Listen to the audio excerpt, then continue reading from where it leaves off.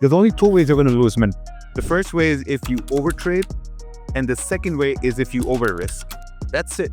There's no other way you're going to lose money. In the beginning, I lost about maybe $150,000, and that was all because of overtrade.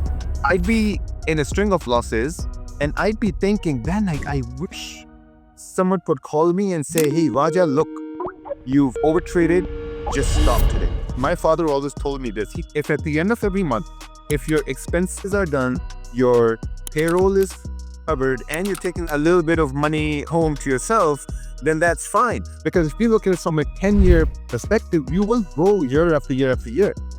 You're never going to be in control of the money you're going to make, but you will always be in control of the money you're going to lose.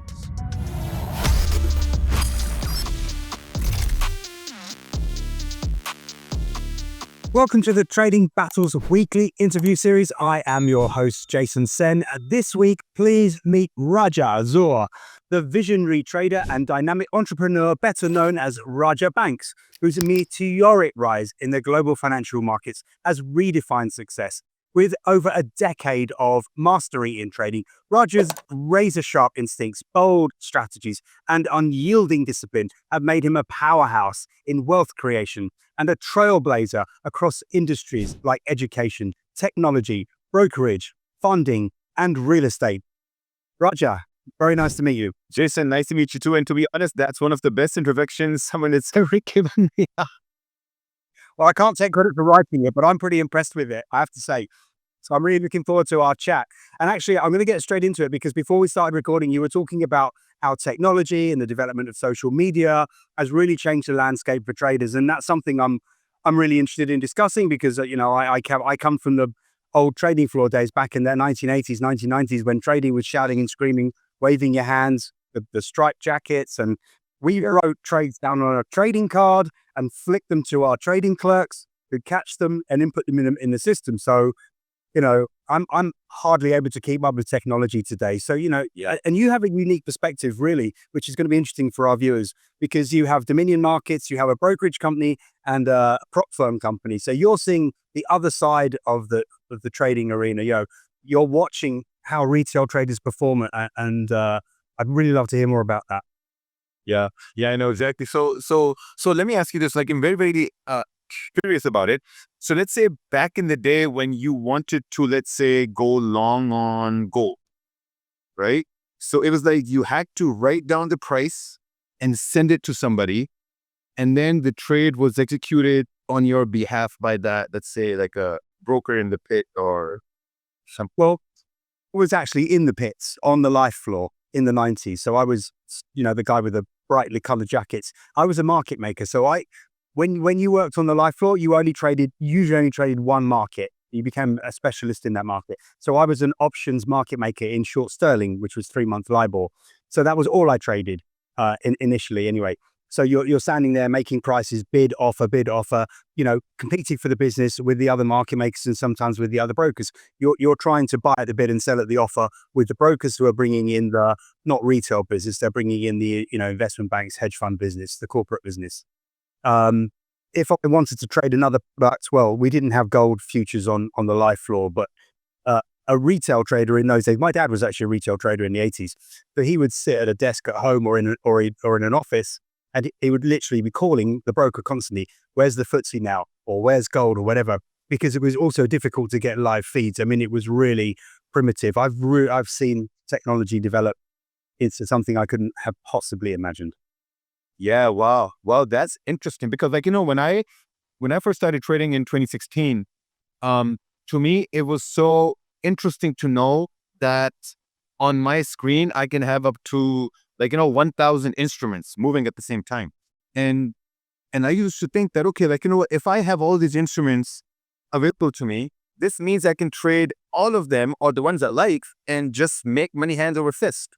Right. But then very quickly, I realized that if I'm, let's say, winning a trade on, let's say, XAU USD, right? Gold against the dollar. If I'm taking a trade on cable, GBP USD, and I'm winning a trade, that will not necessarily mean that I will win a trade on, let's say, USD yen or Australian dollar versus USD. So I started to read a lot of books as well. I started to read books, especially regarding traders who used to trade back in the 80s and 90s.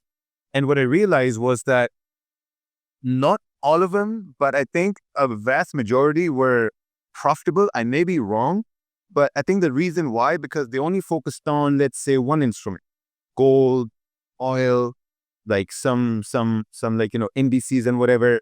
But as technology grew, as now we have, like, we have C-Trader, we have MetaTrader, we have all these other platforms. I think technology grew in a way where now you have access to all these instruments.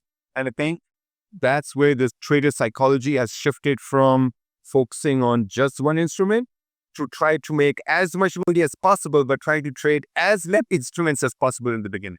That's a really good point. Really good point. And how do you think retail traders handle that? I would imagine they just get overwhelmed because there's too much choice. There's too many markets. Everything's moving. Yeah, no, it's nuts because I remember in 2015, 2017, me and we had like a very private group we had, and we used to trade only USD pairs, right? Because like, at that point we were living in North America. Now I'm in Dubai. So in North America, in Canada specifically, the mentality was just, okay, if we're living in North America, we should only be trading pairs that are paired with the US dollar or the Canadian dollar, which makes sense, right? But then we realize that it's not about trying to trade everything. It's all about trying to be a master of just one instrument, right? And also the fact that, let's say I have access to my platform on my phone. Within a second, my money is at risk. Within a second, I don't have to call anyone. I don't have to send like a specific paper to place a trade. It's all right over there. In one press of a button, I can open up 5-6 trades with an algorithm, right? So it's very interesting, like back in the day where you had to call somebody to place a trade, because when you're trying to call someone, I think at the same time, you're thinking, okay, is this a nice trade? Is this something I should be focused on? And maybe during that lapse, you may change your mind. But over here, the biggest problem is you have impulse trades that can go in with a snap of a button, right? Or you're going to see that, okay, my buddy here in the group, he's long on USD yen. I'm thinking about shorts. Okay, let me go long because he made money yesterday, right? So things have changed a lot. And like, as you see now we have like in these algorithms, we have like, EAs that can like really do high frequency scalping, latency projects, so much technology now coming in. Yeah, that's a really good point. You actually made me think when you were saying that, you have to call your broker. It was a filter for you actually to think, hang on a sec, and maybe there was an element of being accountable because you don't want to look stupid in front of your broker. So you might really think, do I actually want to do this trade? Because the last thing you want your broker to see is a string of losses. Whereas that faceless interface that we have now, where, as you say, you can instantly trade, overtrade, over leverage without any accountability, only to yourself. Do you think that's an issue now? Yeah, that's a huge issue because like, I've always said this. So like, we also have a community where we give tips, like, and we try to like, steer people in the right direction, not in the direction of let's make the most money, but in the direction of let's focus on losing less, right? Because whenever someone comes to the market, they know two things, right? That the market is like, a $1 trillion turnover industry and you can trade 24 hours a day. And like, now we have cryptos, you can trade over the weekend. The biggest thing is that we focus on is like, there's only two ways you're going to lose money. The first way is if you overtrade, and the second way is if you over risk. That's it. There's no other way you're going to lose money.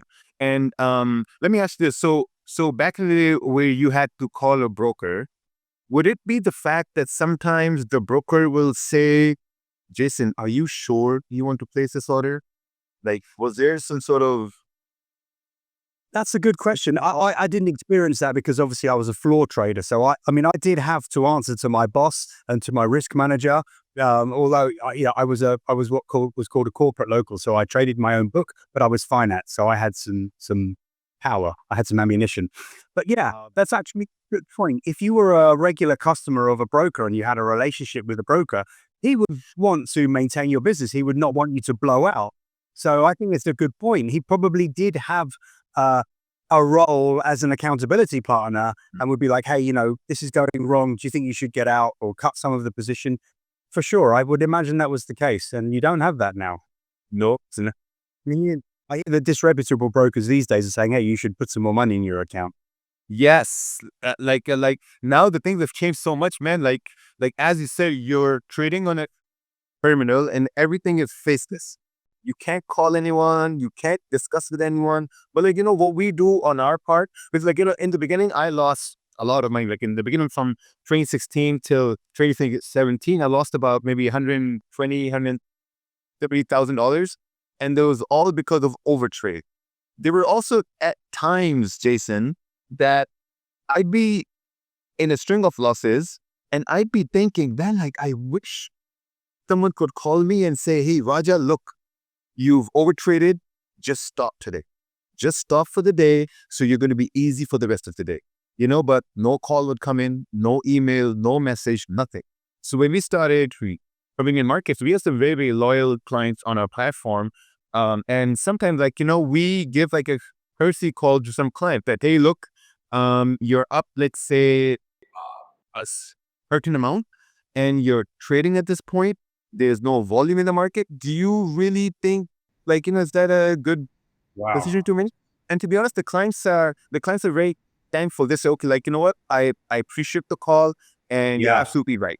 Like I'm trading their time and there's no volume, prices just ranges, so it makes no sense.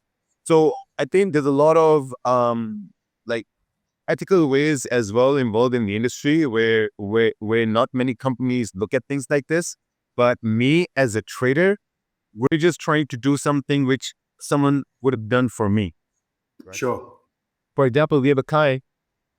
She's from China, and I think in 4 months she grew her account from $14,000 to about $520,000 in 4 months. Jesus. Now that's a very rare occurrence, right? And I think the biggest reason why she was able to scale the account was because every week she was taking a $5,000 to $6,000 withdrawal just to make it seem real, right? And that's very important. Then, for example, some days there will be days where she would be in a large drawdown. So my team would call her, say like, hey, look, you're a valued client, and we see that you're falling into this trap of overtrading, over risking. So how about we come back tomorrow, because tomorrow's a new day, a fresh start, and it's gonna look better. Right. So there's a lot of education involved when it comes towards over trading, over risking. If you remove these two things from your trading, in 3 to 4 months, I can get to the T that any trader out there who's having issues, most of their issues will be resolved. I completely agree. One of the key things that I teach my students is if you're feeling uncomfortable with a position, if you're worried about the loss, it's not because you don't want the trade to lose. Every trader knows you're going to have losses and you're going to have strings of losses. I've been in the business nearly 40 years. I still have strings of losses. It's unavoidable. But if you're feeling uncomfortable, it's usually because you've got too much size on and you're stressed about the amount of money that you could lose, not the fact that the trade could lose. And, like you say, it's just too easy to over leverage, too easy to overtrade. I have not heard of another brokerage that voluntarily takes on the role of risk manager and accountability partner. That really is a great service. I mean, you genuinely do care about your customers. That's rare. Yeah, because the thing is, Jason, what we've I can only do things based on my experience. And I know that, let's say if I was on a brokerage back when I started, if I blew an account, I would never blame myself. I would blame the market. I would blame the broker, they're hunting us stuff, whatever. Then I would move to another broker. I would deposit money, trade over there, lose money. Then I would move to another broker, right? So if we can help our clients not lose money, there's a very high probability they will continue to do business with us, right? It's us, humans, our psychology is that very rare of us, very, a small amount of us, we will blame ourselves, but mostly we always blame the system in front of us, the person in front of us, or the institution in front of us, right? So if we can say, hey, look, let's help people lose less. So they stay with us, we increase the retention of clients and we continue to do business with good traders. That really is phenomenal. As I say, I don't think I've ever heard of another broker doing that. In fact, my opinion of retail brokers is that they want you to lose. They take the other side of your trade. They're acting as the bookie. Great. Put 10 grand in your account. Let's hope you lose it as fast as possible. And they'll try to help you lose.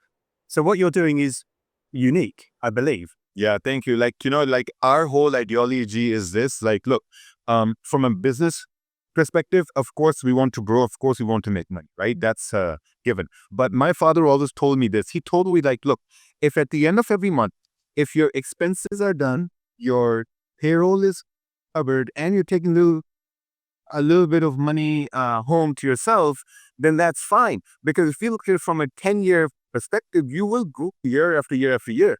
But if you try to get a little bit greedy, and if you try to become a shark, guess which predator out in the jungle dies of hunger? Sharks, lions, right? So that's the approach we have. Like, okay, if we're going to grow, we can grow slowly. We can develop our good foundations, which will, like, continue to serve us over the next, like, let's say 10 years, 15, 20 years. So there's no rush. Like, that's what I think.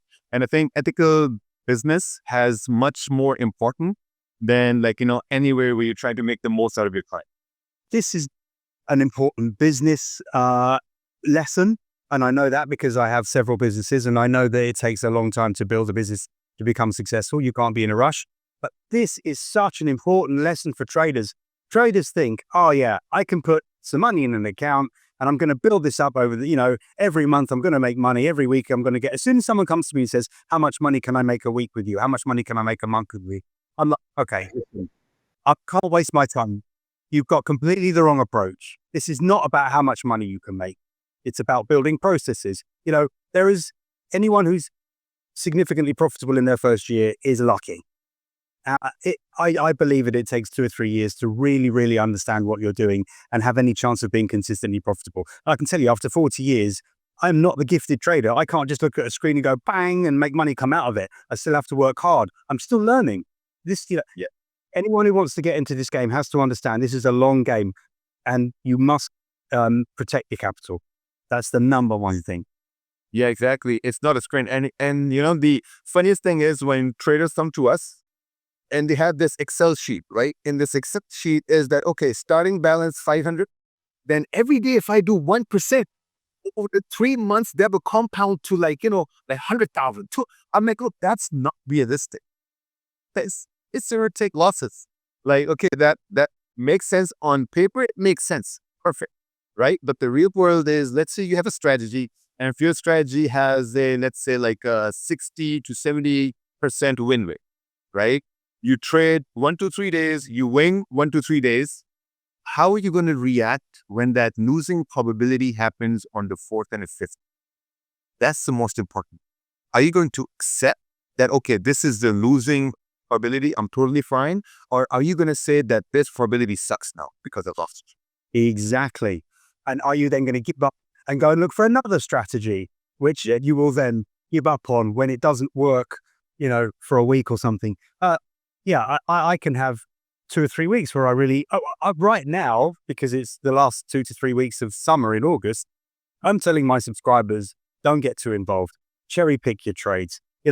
If we don't make any money over the next 2 or 3 weeks, that's fine, as long as we don't suffer significant losses, because there's just not much going on. The same over Christmas. So you're talking about 6, 7 weeks out of the year there where you are unlikely to make any money. For sure. No, you know what? At the same time, and now when we have social media here, we have Twitter, TikTok, Instagram. People think that maybe if you can trade 6, 7 months, you're going to be a professional trader. But man, like you need to spend at least 5, 6 years to understand the different cycles of the market and all the things that happen on a macroeconomic scale, like these cold wars that happen, trade wars, these invasions of countries. These are different things you learn along the way. I think I was blessed to be a part of when Trump got elected in 2016. Yeah. 2016, yes. There was an incredible change in the markets. So it was giving you a lot of experience. A lot of experience. And when that happened, and then after that, I think there was a war that happened. And then when COVID came, that was a completely different dynamic. Like, man, the market was moving based on use of the amount of cases, right? Then the market would move if there was a news. Okay, now we have a new vaccine out. The gold would just drop, go up, drop. So there was wild, right? So I kind of is like, look, if you can spend 4 to 5 years in the market, that's I think the minimum time needed where you can say, okay, now you've matured enough to understand the different market dynamics and how things play out based on when someone says something or someone does something, So I think it's very important for traders to understand that. That is such an important message. It really is. If, for the viewers that are watching, don't think you're going to get into this and in 3 to 6 months, you're going to be consistently profitable. You're just not. In fact, I think one of the worst things can happen to you is that you have early success out of pure luck, because then you think you've mastered it. Listen, it happened to me. I made a big chunk of money after trading for about 5 years, and that's it. I thought I was the trading god. And I never made that a sum of money close to that ever again. And for 2 years after that, 3 years after that, I was constantly swinging the bat, looking for the big numbers. I didn't make anything. So beginner's luck can actually be detrimental. I think that also what you're saying to me is, with social media and all the technology now, traders probably suffer from FOMO far more than they did before you started trading. Because it looks like everyone else is doing so well. Why am I being left behind? There is an unlimited amount of money out there. Why am I not getting my hands on it? Yeah, no, that's very true, because, the biggest issue is, like, let's say if you were trading back in the 90s, we didn't have YouTube, we didn't have Instagram, no TikTok, no Twitter, nothing. Like, you had no access to traders who were really playing at a higher level, right? Now, when let's say someone wants to come to trading, the first thing they're going to see is they will go to, like, one of these social media platforms, and they'll type in Forex trading or futures or whatever, and they're going to see, okay, someone's making $10,000 and they're driving a Lamborghini or like a Ferrari or whatever. And then they'll think, you know what? This guy is in his late 20s, mid 20s. I'm in my 30s. I'm less behind. Why can't this be me?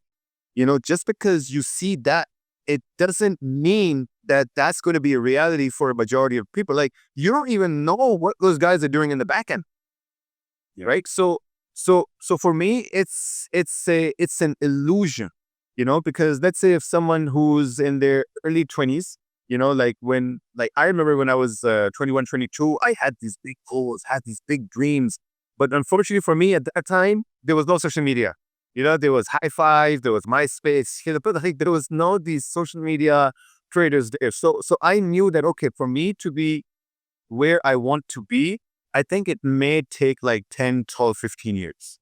Yeah, I did very realistic. But someone who's 21, who's coming into the market now, they're like, man, I need to get there in the next 2, 3 years. And that is so damaging, because Jitson, I really think, I'm sorry to cut you off. I really think that a human brain is still developing up to where, 30 years old. We're still learning new things. We're still maturing. I'm still learning at 57. Every day I'm learning. I have this thirst for knowledge. I'm constantly on YouTube learning about stuff. Sorry, I didn't mean to interrupt. Yeah, no, for sure. No, you're absolutely right.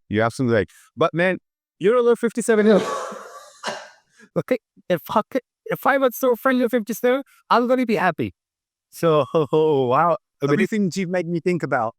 At 57, when I was young also, I thought money was the answer to everything. I admit I was lucky. I had Ferraris in my 20s because I did quite well quite quickly. But I soon, you do learn eventually, and you probably got there already. Money doesn't mean anything as far as happiness goes. It's a nice, it has its advantages. But me at my age now, I haven't changed my lifestyle for 2 decades. And although I'm doing all right financially, I should be at my age, but I find there's no use for the money. It's all sitting in my bank account. What's the point in having a fast car at my age? But one other thing that you touched upon, with all the technology, with all the trading tools, with all the free advice on YouTube, with all the, the mentors that are out there on social media, and with things like Twitter, where you can get all this financial news, things that a guy in Goldman Sachs probably didn't have 30 years ago. How come retail traders are not all absolutely making a fortune? Man, the biggest thing is, so we've been running a community for the past, 7 years now. And I remember when I joined the community, I would have my own analysis and I would execute trades on on my own analysis. Like I'm not going to say I was wildly profitable at that time. I did have beginner's luck, but I wasn't losing a lot at the same time either.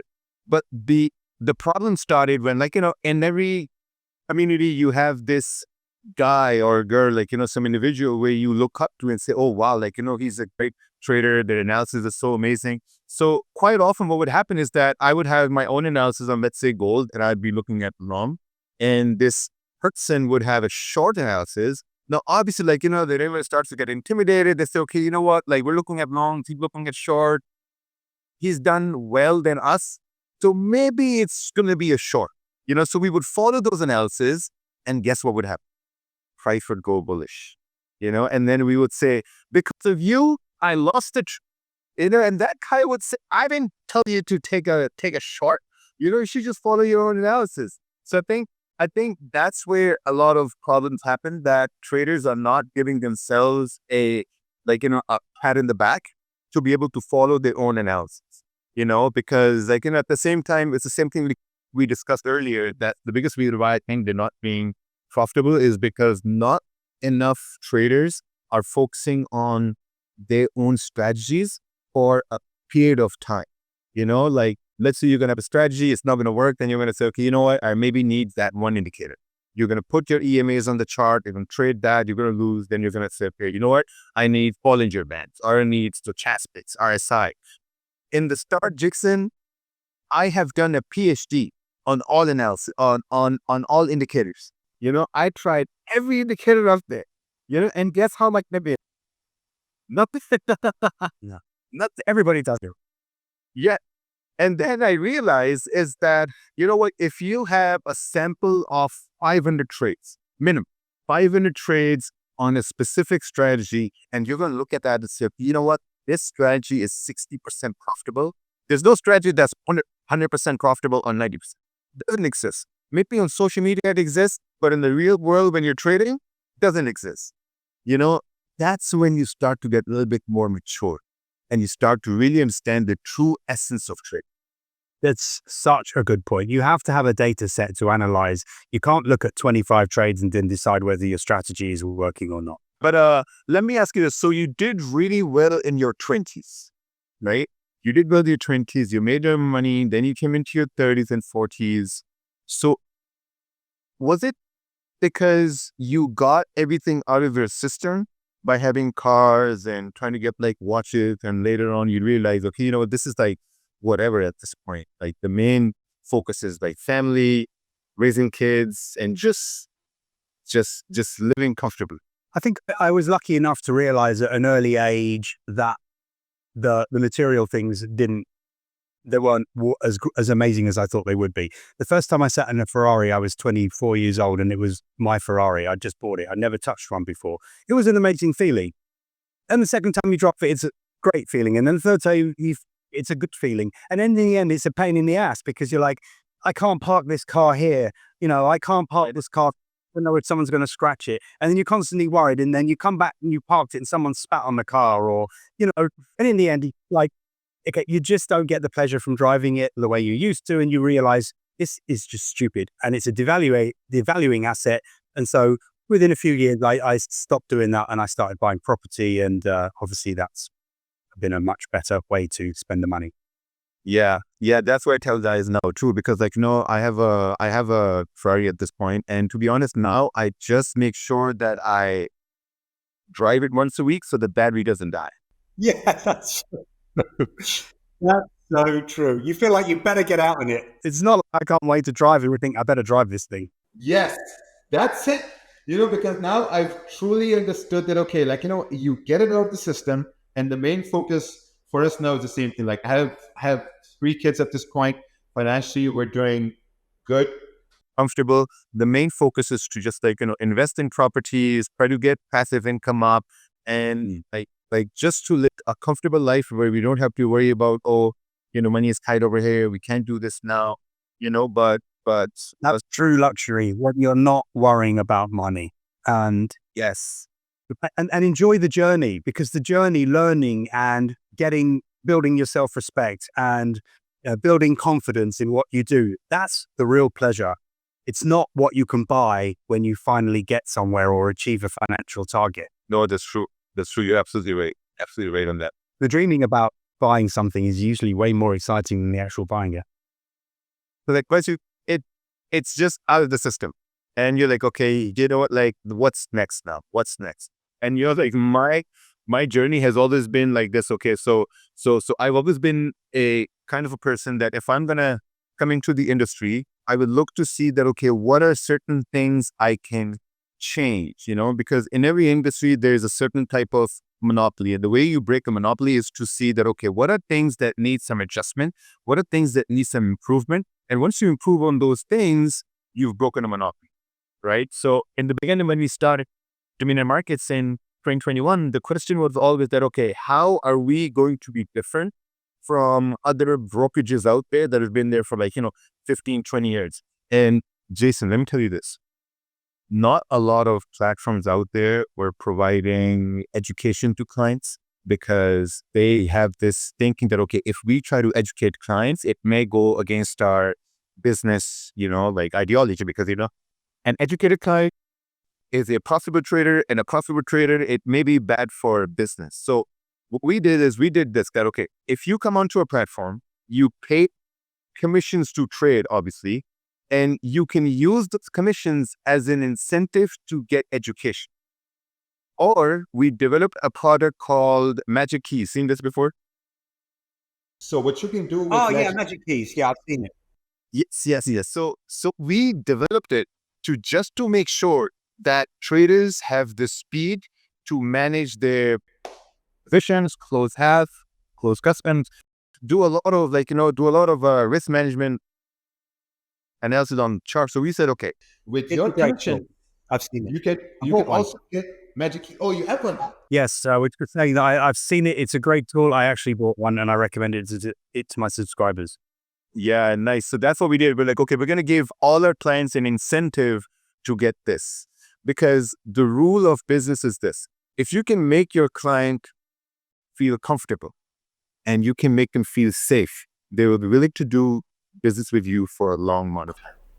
And that's where, when we came in, we saw an influx of registrations come in, deposits come in, and that's where the dream of having a broker became a reality. I think it's really important, and I'm really impressed with the way you genuinely care about your customers. So because you have this unique perspective of being able to sit on the other side of all these retail traders and watch their style of trading, what have you gleaned from that you could advise retail traders watching you? What kind, you've made the point about FOMO, over trading, over leveraging. Are they the biggest things that you see biggest mistakes you see from traders? Are there other things that you could point out? Yeah. So basically, it's very, very interesting now, because at the same time, we have a platform where we fund profitable traders, just called Dominion Funding. What we've seen is that there are two different mentalities of traders there are, which trade on prop firms versus who trade their live accounts on Dominion Markets, right?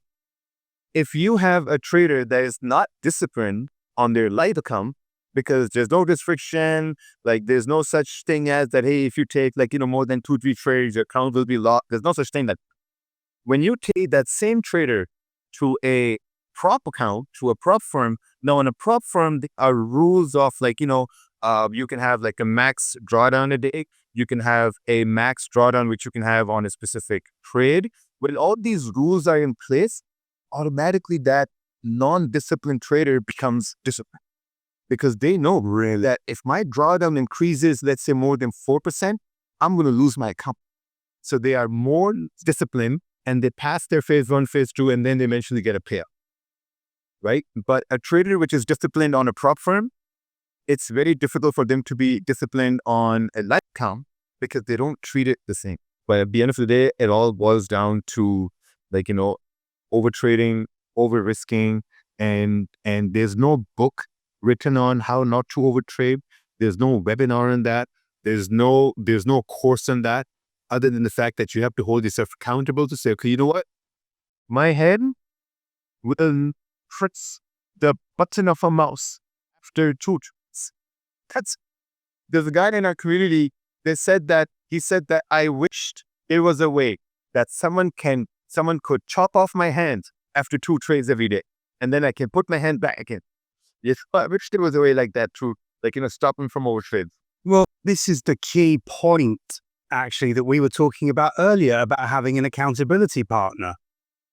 And the prop firm acts as an accountability partner because it says, you can't do A, you can't do B, you can't do C. And then people become disciplined traders because they have to stick to the rules. Even if you make money with a prop firm, if you've broken the rules, you don't get paid out. And I think it's probably the best trading tool for people. And I do say to people, try with it, start with a demo account. And when you feel ready to trade, do a prop firm account.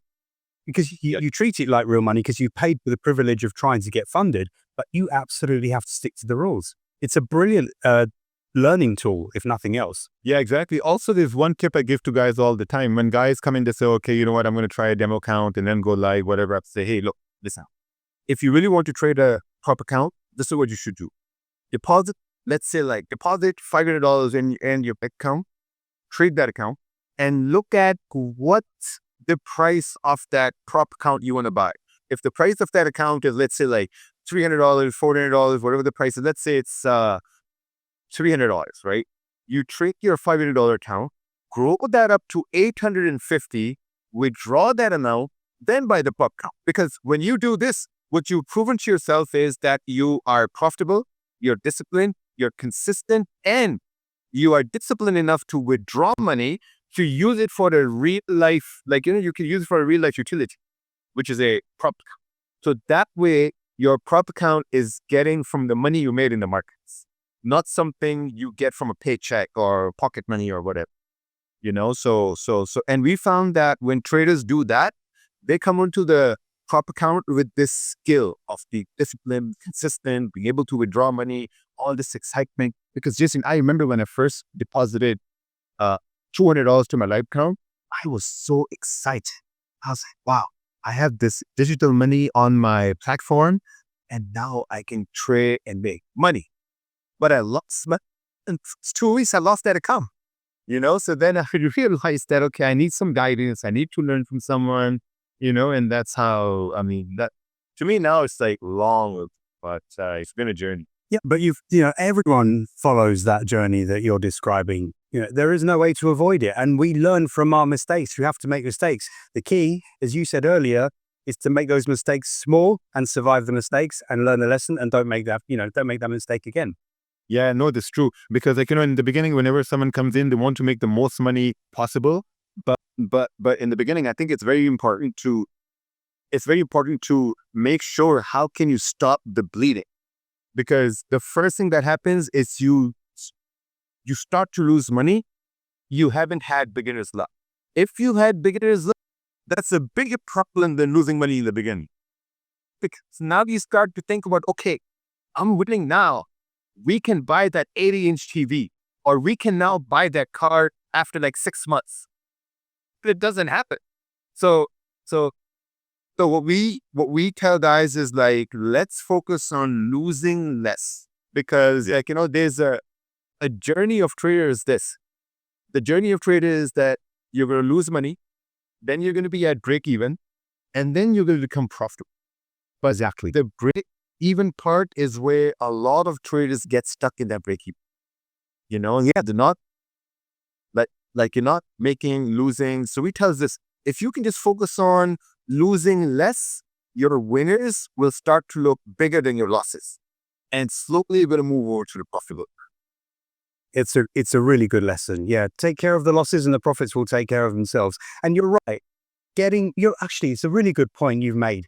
Probably the most difficult stage for traders is getting through that period where you're just breaking even. Do you think that's where most people give up? A lot of people give up because, man, I get messages every day. Hey, Raja, I've been at break even for the past 2 years, 3 years. I can't seem to make my profits bigger. And I tell them like this: look, you're never going to be in control of the money you're going to make. You will always be in control of the money you're going to lose. Because, Yes, Jason, let me ask you this, right? So you've been in the industry for maybe longer than I've had sense of the word. maybe longer than you've been alive. Maybe longer than I've been alive. Right? So it's an honor. Now, whenever price comes to your stop loss, right? Do you have this gut feeling that, okay, my stop loss is going to get hit 100% before it gets hit? Great question. I don't trade watch because otherwise I would be moving my stop loss or adjusting the position. I learned a long time ago, do not trade watch. Everything you do has to be planned before you enter the trade. And when I do my analysis, I'm not looking for trades. I'm just doing analysis. I'm putting my trend lines on and everything else.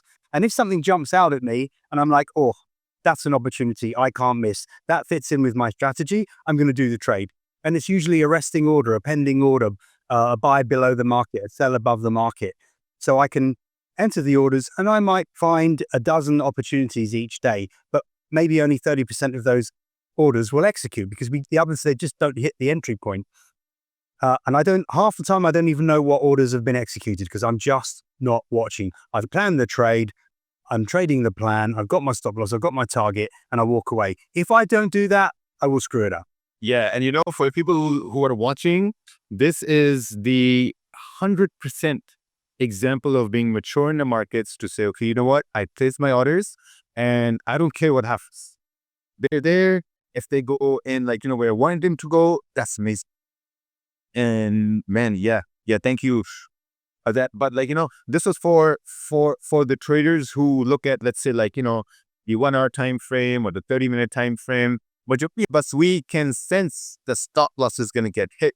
And these are all for guys who day trade or they they hold positions for 15 minutes, 20 minutes, 30 minutes. So I tell guys look, if you know your stop losses are going to get hit, you're in drawdown, just close 50%. Good idea. 50% so that you're not fearful of losing the whole thing. Because the worst what's going to happen is that, let's say you planned a loss of $100, if you planned a loss of $100 and you now know your stop loss is going to get, you close 50%, maybe you're going to lose $70 or you're going to lose $80. But the 100 that you're winning with 1-to-1 risk reward, over time, your profitability is just going to be there because you're now focused on managing your losses.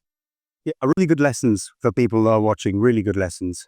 And it is interesting because you do have that perspective of watching retail traders. So you know the most common mistakes because they're on the, they're trading through your prop firm. They're trading through your brokerage company. It's so interesting, the point that you made, that the same person can trade a prop challenge really with a lot of discipline. As soon as he goes to his own account, he's all over the place. You need that accountability partner. Yeah, exactly. Because I think there's also one issue with that as well, is because not a lot of people have, let's say, $50,000 laying around to deposit in their life accounts. So when they're trading a prop count of, let's say, 50,000, you're looking at drawdown of a $500 drawdown, $1,000 drawdown, and then you're trying to see, okay, what's going to happen. So when you move on to a live account, you're still accustomed to that bigger volume sizes, those bigger lines. So I think a lot of people cannot adjust to that because so with $50,000 account, if you're trying to go to a $2,000 account, it seems very slow.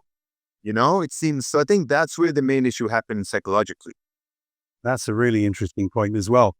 You're obviously deep into the psychology. You've created, let me just check. It's called the Smart Raja concepts. Does that have a lot of psychology built into it? How does it all work?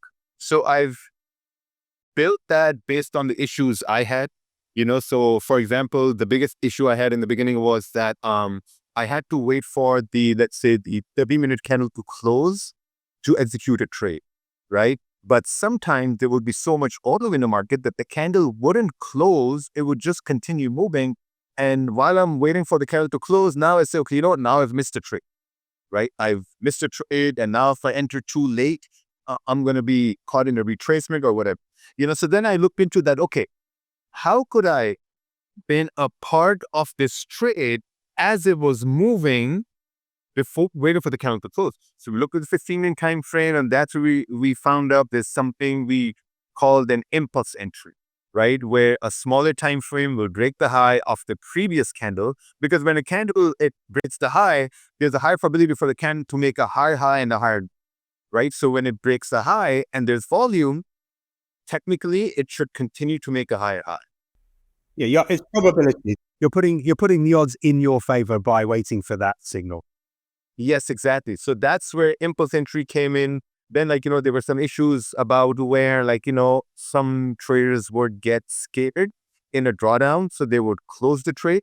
And then later on, they will see that, price actually went their way. Right. And then they're thinking, if I didn't close. So we're like, okay, let's look to see how you could have given your trade a second chance. Right. Or how you could have added risk back to the trade as price was going in your favor.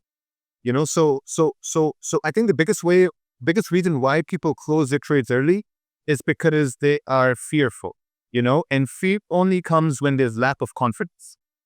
So we tell guys this, look, if you're getting scared because you're in let's say 5 pip profits and you're scared for loss, just close, let's say 60% of the position and leave the rest running. Because when that small position it runs to your target, your confidence is going to increase in your analysis, right? So it's a step-by-step game, because not from day one you're going to be able to let trades run. It's going to be a constant increase in confidence over weeks and months, that one day you're going to say, okay, you know what, I'm going to open up a 10-lot trade and then I will let the whole thing run because I'm confident that I've seen this happen multiple times.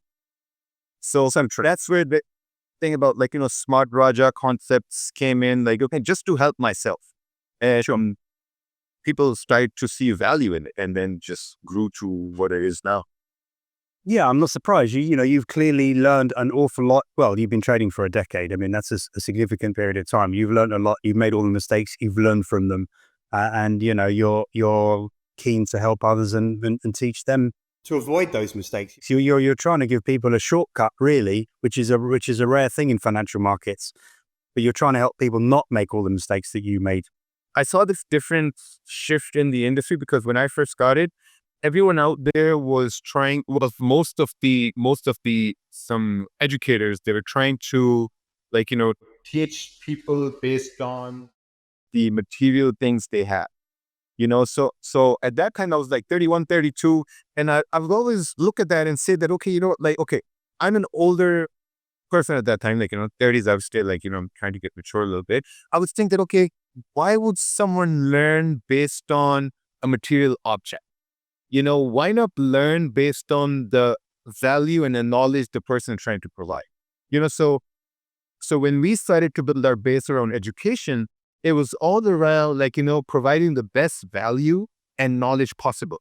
From 2018 to 2021, we had the biggest live stream audience for New York Open across YouTube for 4 years straight. We would go live on YouTube every day, 2 hours, 3 hours. Our audience would be around 6,000 to 8,000 people watching live. So when someone's watching live and we're trading live, we're giving tips, we're helping guys out with their questions. They started to reciprocate with us, right? They're okay, you know what? They're giving good value, good knowledge. They're taking trades. If they're taking losses, they do analysis that, okay, this is where we will cut our losses short. Why are the losses going to be cut short? Why risk will be added, and all those things. So I think it was very helpful for us to have that audience on YouTube, which shaped our the companies we built later on. But I think it was very important to kind of to focus more on true trading knowledge, and psychology when you're looking at price action, trades. Yeah, it's so important. Yeah, as I said to you earlier, the amount of information out there now, I don't think we can ever get to a stage where there's more information out there. There's so many mentors, there's so many gurus. I mean, obviously there's a lot of fake ones. There are people like yourself doing what you are, genuinely trying to help people, and there's so much news, there's so much information. I think the risk now is for retail traders is information overload. But the point is it right? Am I right in saying that 80 to 90% of traders still fail, despite all the tools that are out there now, even magic keys, and it's just incredible the amount of tools there are. Why are they failing? It's got to be psychology. Because there couldn't really be any more information out there for retail traders. It's got to be because they can't master their own minds. People who are over trading, over risking when they know they shouldn't be doing that, we're like grown babies, we're grown babies because I have a son who's 7, then I have a 4-year-old, and we have a 16-month-old daughter. The 4-year-old and the small baby, we will tell them not to do certain things because they will hurt themselves. Guess what happens? They continue to do those things, you know? So when you have grown adults trading, we're like, hey, don't overtrade, don't trade this side because there's no volume. Guess what happens? They're going to be in a trade. Just because, see, here's the thing. When someone's looking at the chart, they just want to be in a trade to be in a trade. Like, you get it? They just want to be a participant. Yeah, absolutely. Right? Like sometimes when you do live streams and the pressure of not being in a trade would force me to be in a trade because I guess that's what the audience liked. Oh, he's in a trade. Right? But then I quickly learned it's not about, it's like never let the market dictate when you should be trading. You should dictate when you should be executing the trade. Absolutely true. Yeah. And just as you can't copy someone else's strategy because you have to personalize it. Everyone is in a different situation, different hours to trade, different distractions. Maybe you're working, maybe you've got family, young kids, whatever, like you say. But it's really true. Humans, unfortunately, we only learn really by our mistakes. You can teach your followers and subscribers and your clients, tell them all the rules, but they're not really going to learn until they've broken every single rule that you've taught them. And then they go, Raja was right. Why didn't I listen to him? Now I won't do that again. But they have to make the mistake with themselves. Unfortunately, we humans are not as smart as we think we are. Yeah, no, that's absolutely right. That's absolutely right. It's the same thing as, like, when you're young, you listen to your parents, you get a little bit older, you think you know everything. And then you're like, oh yeah, my parents don't know anything. But once you go into your 30s, you're like, oh yeah, they were absolutely right. It's the same thing. EFL traders will come in, they'll get that beginner's luck. They will hop from mentor to mentor, from strategy to strategy. Then they say, okay, you know what? I know everything now. And then after a while, they say, you know what? He was actually right. And I've experienced this, right? People do come back to me and say, hey, Raja, like, you know what? You were absolutely right about over trading, over risking, not looking at a lot of things. The biggest issue was my biggest issue was that I would come on to the New York session and I primarily traded pre-New York till New York Open, just to catch that pre-market volume. Sometimes, there's no volume. And I would say, okay, you know what? No problem. There's no volume, but there's FOMC later on. So I'll trade FOMC. I'll go trade the news just to make up for no trading today. And that was the biggest mistake I made every time. Every time. Good lesson. Good lesson. Well, your point is that there is no shortcut.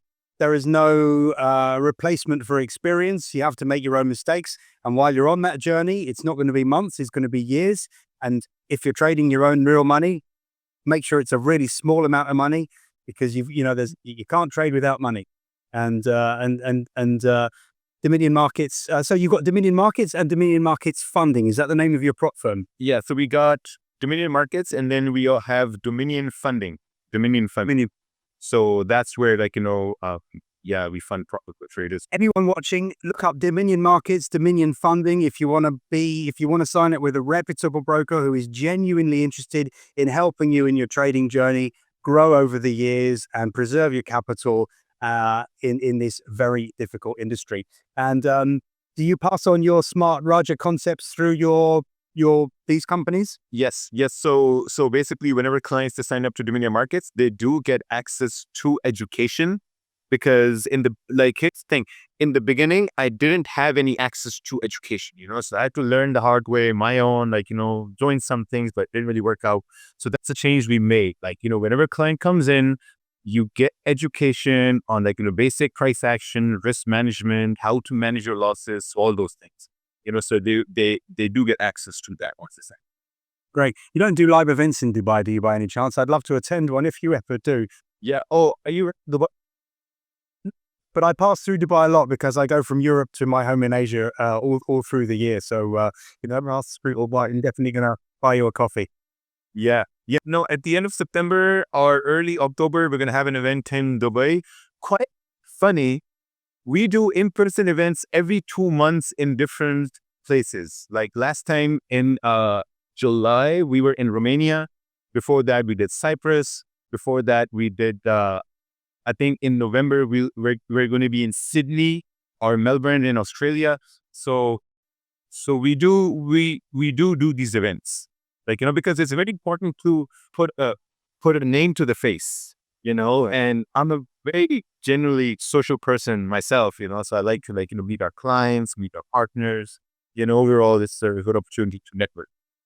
Great. And where can people find out about these live events? I assume on the Dominion Markets website? No, so I have my Instagram. My Instagram is the name right over here, Raja Banks. The same name you can search on YouTube, on X platform, on TikTok, so I'm on every social media platform, every freaking. If someone's up there who's looking and thinking to grow more in any industry, Jason, it's very important for them to be on every social media platform. Yeah. So Good lesson. You're right about that. Okay, Raja Banks, look him up. Raja, I'm sure we can have the links to all your social media and websites and everything in the description box so that people can easily find you. I'm definitely going to be following you after this conversation, and I sure hope we meet up one day. I can attend one of your live events. It's been real fun. I think we could have talked for another hour. You and I are definitely on the same wavelength. We could provide for at least like an hour or so. Yeah, for sure. Yeah. But that was really great fun. Thank you, Jason. Appreciate it. Thank you for having me. Raja, thank you so much for sharing your insights, your experiences, and straight talking on trading. I'm sure our viewers will take a lot away from what you've shared today. For anyone wanting to follow Raja's work, we'll include links in the description, whether you're looking to watch his live streams, join his mentorship, explore his platform, and of course, go join the live events, which he seems to host around the world. If you've enjoyed this conversation, make sure to like, subscribe, and check out more interviews right here on The Trading Battle. We'll see you in the next episode.